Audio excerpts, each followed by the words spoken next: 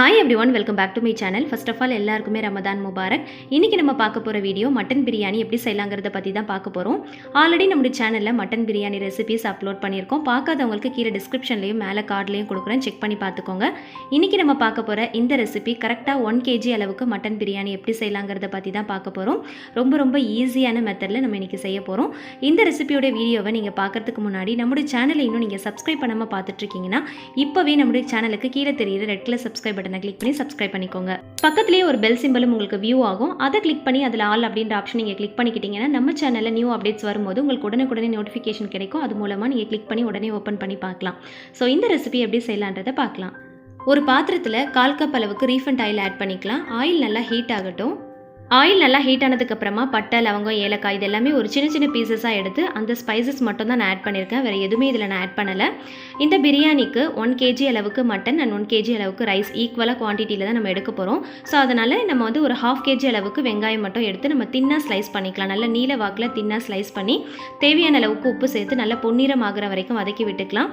வெங்காயம் வந்து நம்ம அதிகமாக சேர்த்துட்டோம் அப்படின்னா பிரியாணி வந்து இனிப்பு டேஸ்ட்டு கொடுத்துரும். ஸோ அதனால் அந்த இனிப்பு டேஸ்ட் வரக்கூடாது அப்படின்னா கரெக்டான குவான்டிட்டியில் நீங்கள் எடுக்கணும். 1/2 kg அளவுக்கு வெங்காயம் வந்து கரெக்டா இருக்கும். இப்போ மட்டனை வந்து நம்ம குக்கர்ல வேக வச்சு எடுத்துக்கலாம். நான் வந்து ஆல்ரெடி வேக வச்சு எடுத்து வச்சிருக்கேன். இது கூட நான் என்னென்னலாம் சேர்த்திருக்கேன் அப்படின்னா 1/4 டீஸ்பூன் அளவுக்கு மஞ்சள் தூள், ஒரு 1/2 டீஸ்பூன் அளவுக்கு மிளகாய் தூள், தேவையான அளவுக்கு உப்பு சேர்த்துக்கோங்க. கொஞ்சமா தண்ணி ஊற்றி ஒரு 4 டேபிள் ஸ்பூன் அளவுக்கு ஜிஞ்சர் கார்லிக் பேஸ்ட்டை வந்து இதுலயே ஆட் பண்ணி நம்ம குக்கர்ல 4 இருந்து 5 விசில் வரைக்கும் வச்சு எடுத்துக்கலாம். எப்பயுமே நம்ம வந்து வெங்காயத்தோட சேர்த்து தான் நம்ம வந்து இஞ்சி பூண்டு பேஸ்ட் வந்து வதக்கி எடுப்போம். ஆனால் நான் வந்து இன்னைக்கு மட்டனோட சேர்த்து இஞ்சி பூண்டு பேஸ்ட் வந்து ஆட் பண்ணி குக் பண்ணி எடுத்திருக்கேன். இப்போ இது கூடவே ஒரு 1/2 kg அளவுக்கு தக்காளியை நல்ல பெரிய பீசஸாக கட் பண்ணி அதையும் இது கூட சேர்த்து நல்லா வதக்கி விட்டுக்கலாம். 6 இருந்து 7 பச்சை மிளகாய் கிட்ட ஆட் பண்ணி அதையும் நல்லா வதக்கி விட்டுக்கலாம். ஒரு கைப்பிடி அளவுக்கு புதினா இலை, ஒரு கைப்பிடி அளவுக்கு கொத்தமல்லி இலையை ஆட் பண்ணி நல்லா வதக்கி விட்டுக்கலாம். எப்போவுமே புதினா வந்து கொத்தமல்லியை விட கொஞ்சம் கம்மியாக தான் இருக்கணும். அப்போ தான் வந்து பிரியாணிக்கு நல்ல டேஸ்ட் கிடைக்கும். நம்ம வந்து 1/2 kg அளவுக்கு வெங்காயம் எடுத்தோம் இல்லையா? ஸோ 1/2 kg அளவுக்கு தக்காளி கரெக்டாக இருக்கும். இப்போது இது கூட வந்து தேவையான அளவுக்கு உங்களுடைய காரத்துக்கு ஏற்றா போல் நீங்கள் வந்து மிளகாய் தூள் ஆட் பண்ணிக்கோங்க. வெறும் தனி மிளகாய் தூள் தான் ஆட் பண்ணியிருக்கேன். ஆட் பண்ணிட்டு நல்லா வதக்கி விட்டுக்கலாம். ஆல்ரெடி வந்து பச்சை மிளகாய் ஆட் பண்ணியிருக்கிறதுனால நீங்கள் காரம் வந்து கொஞ்சம் பார்த்து ஆட் பண்ணிக்கோங்க. ஏன்னா நம்ம வந்து ஆல்ரெடி மட்டனில் கூட கொஞ்சம் காரம் வந்து சேர்த்து தான் வேக வச்சு எடுத்திருக்கோம். இப்போ இது கூடவே வந்து கல் உப்பு கொஞ்சமாக சேர்த்து நல்லா வதக்கி விட்டுருக்கேன். இப்போ இது கூட வேக வச்ச மட்டனையும் சேர்த்துக்கலாம். நான் வந்து இதில் மஞ்சள் தூள் வந்து ஆட் பண்ணலை. ஏன்னா நான் வந்து மட்டன்லேயே மஞ்சள் தூள் and ginger garlic paste add பண்ணி நல்லா வந்து வேக வச்சு தான் எடுத்திருக்கேன். ஸோ இதை வந்து நல்லா இதோட சேர்த்து நல்லா மிக்ஸ் பண்ணி விட்டுக்கலாம். இப்போ இது கூட வாட்டரை வந்து அளந்து இது கூட சேர்த்துக்கலாம். நம்ம வந்து 1 kg அளவுக்கு ரைஸ் எடுத்துருக்கோம். அதை ஏதாவது ஒரு பாத்திரத்தில் அளந்து எடுத்துக்கோங்க. அந்த பாத்திரத்தில் 2 மடங்கு அளவுக்கு தண்ணி நம்ம ஆட் பண்ணிக்கலாம். ஸோ நான் வந்து ஒரு பாத்திரத்தில் அரிசி அளந்து எடுத்து வச்சுருக்கேன். அதில் 2 மடங்கு அளவுக்கு தண்ணி ஆட் பண்ணி நல்லா மிக்ஸ் பண்ணி விட்டுக்கலாம். உப்பு, காரம் இதெல்லாமே வந்து கரெக்டாக இருக்கான்னு செக் பண்ணிக்கோங்க. இப்போ இது கூடவே ஒரு 1/4 கப் அளவுக்கு நல்ல புளிப்பில்லாத கெட்டியான தயிர் வந்து ஆட் பண்ணிக்கலாம். ஆட் பண்ணிட்டு நல்லா மிக்ஸ் பண்ணி விட்டுக்கலாம். இதில் ஃபைனலாக ஒரு முறை உப்பு காரம்லாம் கரெக்டாக இருக்கான்னு செக் பண்ணிக்கோங்க. எனக்கு காரம் வந்து பத்தலை, அதனால நான் அகெயின் வந்து 1 டீஸ்பூன் அளவுக்கு மிளகாய் தூள் ஆட் பண்ணியிருக்கேன். வேற எந்த மசாலாவும் நம்ம இதில் ஆட் பண்ண தேவையில்லை. இந்த மசாலா மட்டுமே நமக்கு போதுமானது தான். இப்போ வந்து மூடி போட்டு நல்லா வந்து மசாலா கொதிக்க விடலாம். இப்போ கொதிச்சு வந்துருச்சு. இப்போ இதில் வந்து நம்ம அரிசியை வந்து ஆட் பண்ணிக்கலாம். நான் வந்து பாஸ்மதி ரைஸ் தான் எடுத்திருக்கேன். யூனிட்டி பிராண்டு தான் எடுத்திருக்கேன். ஸோ நான் வந்து எடுத்துருக்கிற பிராண்டுக்கு வந்து 1 பங்கு அரிசிக்கு வந்து 2 பங்கு தண்ணி வந்து கரெக்டாக இருக்கும். நீங்கள் எடுக்கிற அரிசியை பொறுத்து நீங்கள் தண்ணி வந்து பார்த்து ஆட் பண்ணிக்கோங்க. ஒரு சில அரிசிக்கு வந்து பார்த்தீங்கன்னா 1 பங்கு அரிசிக்கு 1.5 பங்கு தண்ணியே வந்து கரெக்டாக இருக்கும். 2 பங்கு வந்து குழஞ்ச மாதிரி ஆகிடும். அதே போல் பிரியாணிக்கு வந்து அரிசி நல்லா ஊறி இருந்தால் தான் நல்ல நீளமாக உதிரியாக வரும். அதனால் பிரியாணி ப்ராசஸ் வந்து நீங்கள் செய்யறதுக்கு ஸ்டார்ட் பண்ணுறதுக்கு முன்னாடியே அட்லீஸ்ட் 1 hour ஆகுது அரிசியை வந்து நல்லா ஊற வச்சு எடுத்துக்கோங்க.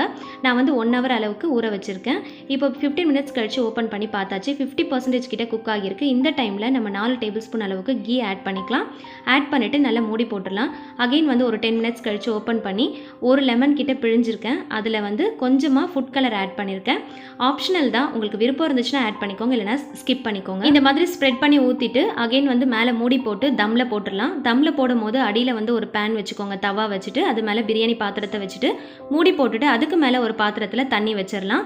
ஒரு 1/2 hour கிட்ட நீங்கள் ஓப்பன் பண்ணி பார்க்கவே கூடாது. நல்லா ஃபுல் தம்ல இருக்கணும். அப்போ தான் வந்து மீதி இருக்கிற ரைஸும் வந்து நல்லா குக் ஆகியிருக்கும். இப்போ பார்த்தீங்கன்னா 100% கிட்ட நல்லா குக் ஆகிருச்சு. நம்ம லைட்டாக வந்து மிக்ஸ் பண்ணி விட்டுக்கலாம். ரொம்ப போட்டு ஓவர் மிக்ஸ் பண்ணிடக்கூடாது. நம்ம அந்த மாதிரி பண்ணிட்டோம் அப்படின்னா உடஞ்சி போன மாதிரி ஆகிடும். ஸோ அதனால் எல்லா சைடுமே லைட்டாக வந்து அடியிலேருந்து மேலே வந்து லைட்டாக மிக்ஸ் பண்ணி விட்டுக்கோங்க. ஏன்னா மட்டன்லாம் வந்து அடியில் இருக்கும் இல்லையா? ஸோ அதனால் நம்ம வந்து லைட்டாக மிக்ஸ் பண்ணி விட்டுக்கலாம். அவ்வளோதான், நம்மளுடைய மட்டன் பிரியாணி ரெசிபி ரொம்ப சூப்பராக ரெடி ஆயிடுச்சு. பிரியாணிக்கு சைட் டிஷ்ஷாக சர்வ் பண்ணக்கூடிய கத்திரிக்காய் பச்சடி ரெசிபி எப்படி ப்ரிப்பேர் பண்ணலாம் அப்படிங்கிற வீடியோ ஆல்ரெடி நம்ம சேனலில் போஸ்ட் பண்ணியிருக்கோம்.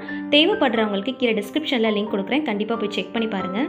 ஸோ ரொம்பவே ஈஸியான மெத்தடில் குயிக்காக செய்யக்கூடிய மட்டன் பிரியாணி ரெசிபியோடைய வீடியோ தான் நான் இன்றைக்கி உங்கள் எல்லாருக்கிட்டையுமே ஷேர் பண்ணியிருக்கேன். இந்த ரெசிபி உங்கள் எல்லாருக்குமே ரொம்ப ஹெல்ப்ஃபுல்லாக இருந்திருக்கும்னு நினைக்கிறேன். வீடியோ பிடிச்சிருந்துச்சுன்னா மறக்காமல் லைக் பண்ணுங்கள், உங்களுடைய ஃபேமிலி அண்ட் ஃப்ரெண்ட்ஸ் கூட ஷேர் பண்ணுங்கள். நீங்களும் ட்ரை பண்ணி பார்த்துட்டு இந்த ரெசிபி உங்கள் எல்லாருக்குமே எப்படி வந்துச்சுன்றதை கமெண்ட் செக்ஷனில் மற்றவங்க கிட்ட ஷேர் பண்ணிக்கோங்க. நம்முடைய சேனலை இன்னும் சப்ஸ்கிரைப் பண்ணாமல் இருக்கீங்கன்னா மறக்காமல் இப்போவே சப்ஸ்கிரைப் பண்ணிக்கோங்க. அண்ட் பக்கத்தில் இருக்கிற பெல் சிம்பலையும் சேர்த்து கிளிக் பண்ணிக்கோங்க. Thank you so much. கீப் வாட்சிங்.